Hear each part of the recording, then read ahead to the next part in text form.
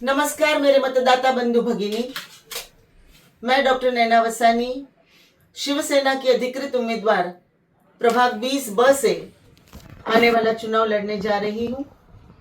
दिनांक 12 जनवरी और 13 जनवरी ये प्रचार के आखिरी दिन है।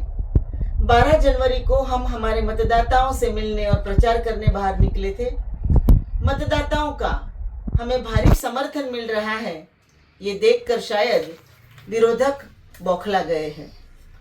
हम रात को 10 बजे तक अपने मतदाताओं से मिल रहे थे, प्रचार कर रहे थे, और जब रात को 10:30 बजे 12 जनवरी को हम हमारी शाखा पर आए तो हमें पता चला कि शाम को व्हाट्सएप ग्रुप पर बीजेपी प्रभाग 20 ये व्हाट्सएप ग्रुप का नाम है, जिसके एडमिन माजी नगर सेवक और भाजपा के उम्मीदवार दिनेश जैन जी हैं।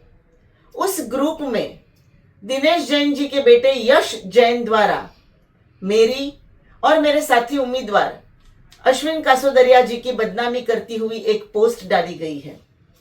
मैं जैसे बता चुकी हूं कि प्रभाग 20B की मैं उम्मीदवार हूं और मैंने अपने प्रतिज्ञा पत्र पर मेरे ऊपर जो गुनाह दाखिल है वो सारे लिखे हुए हैं।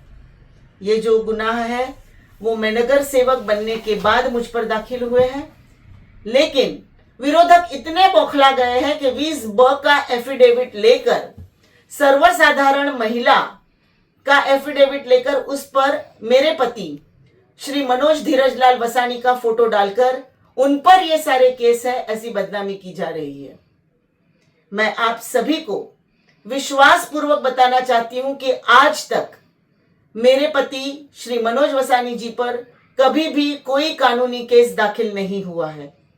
हम गत 30 वर्षों से मीरा रोड में रह रहे हैं और इस तरह की यश जैन के द्वारा की जाने वाली बदनामी से मेरे और मेरे परिवार पर बुरा असर हो सकता है। मेरे पतिदेव ये टैक्सेशन कंसल्टेंट हैं, उनके बिजनेस पर इससे फर्क पड़ सकता है। मेरी 2 बेटियां हैं जिनकी मैं शादी कर रही हूं। मेरा पारिवारिक जीवन जो है वो अस्त व्यस्त हो सकता है। मेरी बेटियों की शादी पर इसका प्रभाव हो सकता है और मेरे पति जो डायबिटीज के मरीज हैं, उनका शुगर बढ़कर अगर उन्हें कुछ हो जाता है तो इसके लिए सरासर जिम्मेदार दिनेश जैन जी और उसके परिवार रहेंगे।